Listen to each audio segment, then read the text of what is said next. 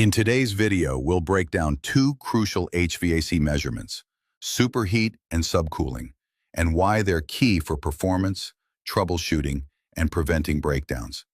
Many in the trade mention them, but few truly understand their importance. Mastering these measurements can set a good technician apart from a great one. We'll start with simple explanations, then show how they apply in real systems. What is superheat?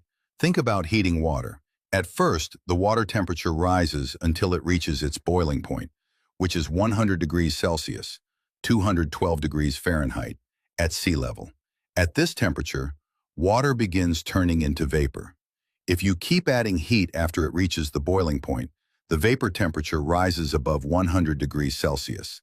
This additional heat is what we call superheat, the heat added beyond the boiling point while the substance is in the vapor phase.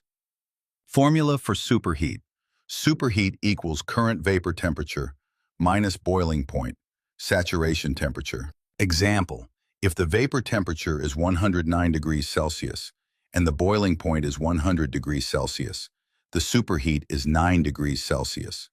In HVAC systems, superheat occurs in the evaporator. The refrigerant absorbs heat from the indoor air, evaporates into vapor, and, if designed correctly, leaves the evaporator slightly above its boiling point. Why that matters? It ensures all refrigerant entering the compressor is vapor. It prevents liquid slugging, which can destroy the compressor. It provides a diagnostic tool. Too much superheat can mean low refrigerant charge or restricted flow. Too little can mean flooding back to the compressor. In residential air conditioning, a typical target superheat is around 8 to 12 degrees Fahrenheit, 4 to 7 degrees Celsius, for a fixed orifice system under normal conditions.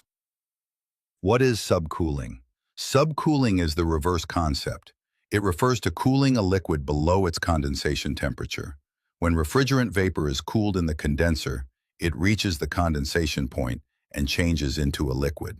If we continue cooling this liquid refrigerant below its saturation temperature, that temperature drop is called subcooling. Formula for subcooling. Subcooling equals condensation temperature minus current liquid temperature. For example, if the condensation temperature is 100 degrees Celsius and the current liquid temperature is 80 degrees Celsius, the subcooling is 20 degrees Celsius. In HVAC systems, subcooling happens in the condenser. Why that matters? Ensures the refrigerant reaching the expansion valve is 100% liquid. Prevents flash gas before the metering device, improving efficiency. Helps diagnose issues. Low subcooling can mean undercharge or inefficient condenser. High subcooling can indicate overcharge or restricted liquid line. In most modern systems, a healthy subcooling range is typically 8 to 15 degrees Fahrenheit, 4 to 8 degrees Celsius, depending on manufacturer guidelines. Superheat in the HVAC cycle.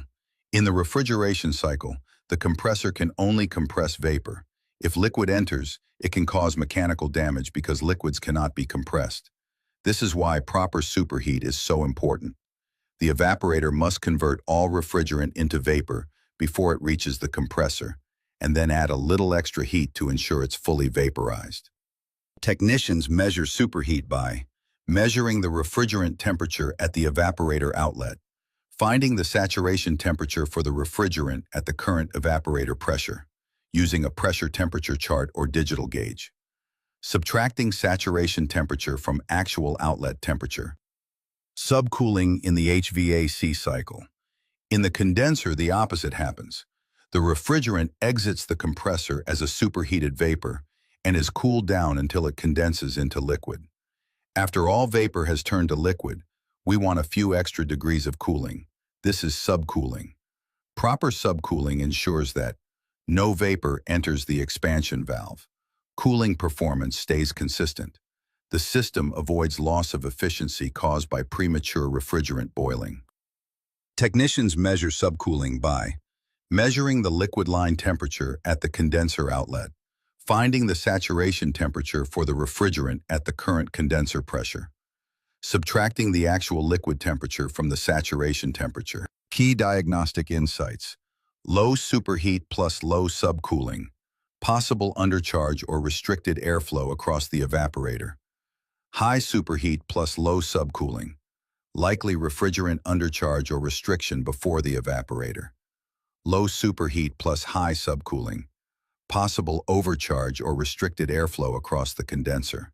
Knowing these patterns can save hours of guesswork during service calls. To summarize, superheat means vapor heated above boiling point. It occurs in the evaporator and protects the compressor. Subcooling means liquid cooled below condensation point. It occurs in the condenser and ensures full liquid to the expansion valve. Both are critical measurements for efficiency, reliability, and accurate troubleshooting. By mastering these two concepts, you'll not only improve your diagnostic skills, but also extend the lifespan of HVAC systems you work on.